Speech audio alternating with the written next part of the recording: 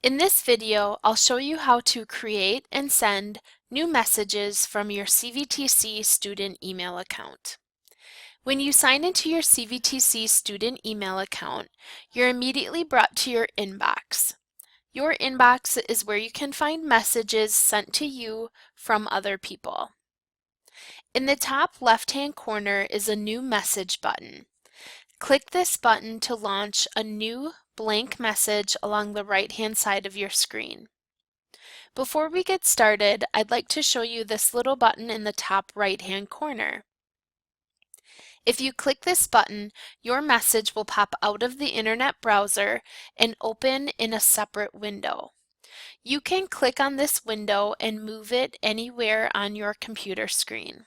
You can also resize this window if needed.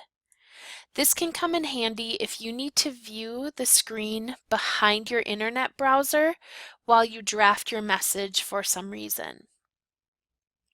For this example, I'm going to discard this message, and I'll start again by clicking New Message and accessing a blank new message in my browser. What we have to do next is indicate who our recipient is of this message, and that typically goes in our To field. You can either type in the email address of somebody you would like to send this message to, or if they are part of the CVTC directory, you can simply start typing their name. Options will appear, and notice these are people who are associated with CVTC, and simply then click on the name of the person you'd like to add to the message. Any of your instructors, your classmates, or any other staff at CVTC are all part of the CVTC directory, so you could search any of those people. The CC field stands for carbon copy, and this would be like a secondary recipient of this message. They would get this message, they would see who it was intended for, who the primary recipient is, and vice versa. The primary recipient would know who else was included in on this message.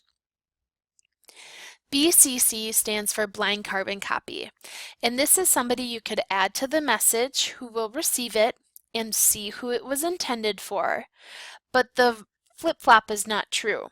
The people who are receiving this message, either in the To or CC field, will not see who was blind carbon copied in on this message.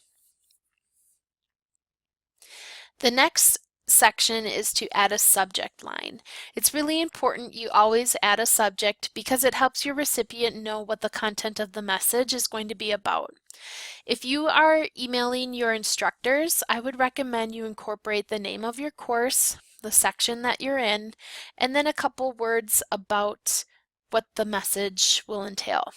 For example, if I'm in oral interpersonal communications, section number 201, and I have a question about office hours, that's typically what I would put in my subject line.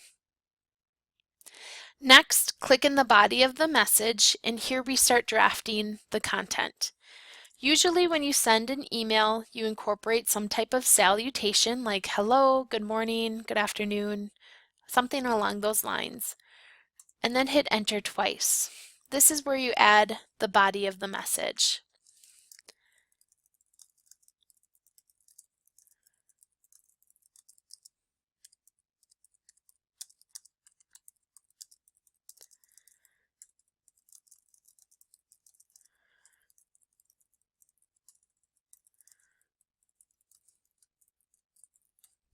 Okay. Once you've written your message and your spelling, grammar, and punctuation are on point, you sign off of your message. Usually you have some type of closing like thank you or sincerely, and then your first and last name. Notice below you can add different formatting to your message. You can also attach a file or add images, emojis, or other elements. When you're ready to send your message, you simply click Send at the bottom, or you can click Send at the top.